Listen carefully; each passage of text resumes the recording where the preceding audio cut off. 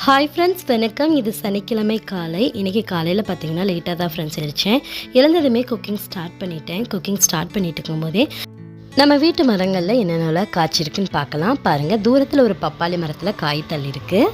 இந்த வாழை மரத்தில் மொந்தன் வாழை கொலை தள்ளியிருக்கு.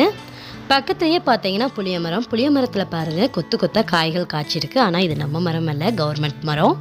தென்னை மரத்தில் கொலையெல்லாம் பாருங்கள் தள்ளியிருக்கு. நம்ம என்றைக்குமே தேங்காய் கடையில் வாங்கினதே கிடையாது. நம்ம வீட்டு மரங்கள்லேயே தேவையான அளவு தேங்காய் கிடைக்குது. குட்டிமாக்கு கொஞ்சம் காய்ச்சல், பெட்ரூம்லேருந்து எழுந்து வந்து சோஃபாவில் படுத்து தூங்கிட்டு இருக்கிறா.